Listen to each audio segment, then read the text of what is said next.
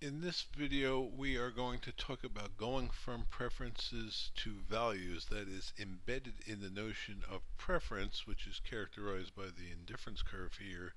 There is a notion of value that we call the marginal rate of substitution. So we're going to try to construct that idea. Here's the thought experiment. Suppose you start with a given point on the indifference curve, that's this point here, and you have to give up a unit of x. So that moves you to over here.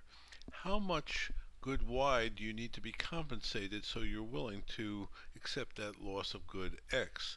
And the amount should be such that after the new trade to the new allocation, you're just as well off as you were before. That is, you're back on the original indifference curve. So this height here represents the amount of good y that you need to be compensated to offset this amount of x.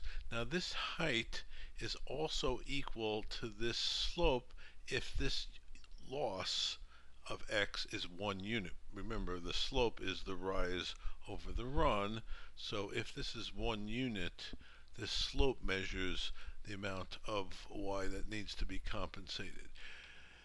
Now we're going to do the same sort of experiment, but in this case you're going to get a good unit of good x, and the question is how much are you willing to pay in terms of reduction in good y to get an additional unit of good x, and that's measured by this height over here, or again, if this is 1 unit, it's measured by the slope of this green line.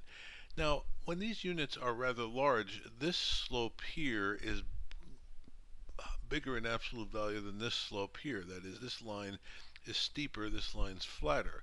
But as you make the unit smaller, and what you see happens is these slopes begin to look a lot like each other, and in fact, in the limiting case, they both converge to the slope of the tangent line to the indifference curve through that point.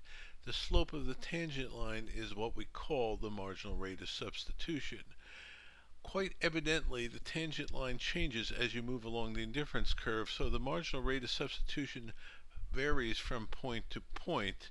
It measures the amount the consumer is willing to give up to get an additional unit of good x, or the amount of good y the consumer needs to be compensated if they lose a unit of good x. That's what the marginal rate of substitution measures.